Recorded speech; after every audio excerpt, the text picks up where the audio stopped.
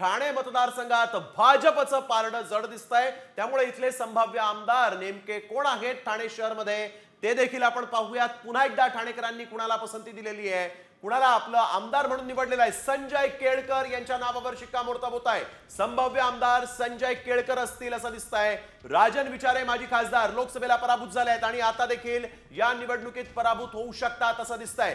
याच ठाणे शहर मतदारसंघामधून मनसेकडून अविनाश जाधव यांचं देखील एक तगडं आव्हान या संजय केळकरांच्या पुढे होतं, परंतु आता संजय केळकर या दोघांनाही मात करत संभाव्य आमदार होऊ शकतात। ठाणेकरांची पसंती संभाव्य आमदार म्हणून संजय केळकरांना मिळेल असं दिसतंय।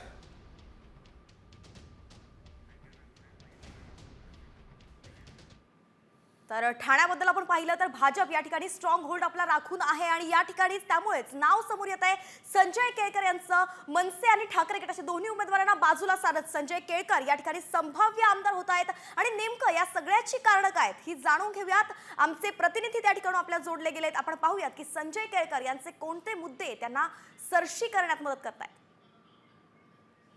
ठाणे आणि ठाण्याची शिवसेना असे समीकरण असले तरी 2014 पासून ठाणे शहर विधानसभा मतदारसंघ हा भाजपचा गड बनला आहे। महायुतीचे उमेदवार विद्यमान आमदार संजय केळकर या विधानसभेतून तिसऱ्यांदा निवडणूक लढवण्यासाठी सज्ज आहेत।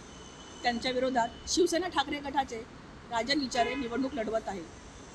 ठाणे लोकसभा मतदारसंघात राजन विचारे यांचा पराभव झाल्यानंतर त्यांना आमदारकीसाठी पुन्हा एकदा ठाकरे गटाने संधी दिली आहे। तर शिवसेना विरुद्ध भाजप अशी लढत असताना मनसेचे इंजिनही इथे धावत आहे। मनसेचे अविनाश जाधव इथे दुसऱ्यांदा निवडणूक लढवत आहेत। 2019 मध्ये झालेल्या निवडणुकीमध्ये अविनाश जाधव यांना 70,000पेक्षा जास्त मते मिळाली होती।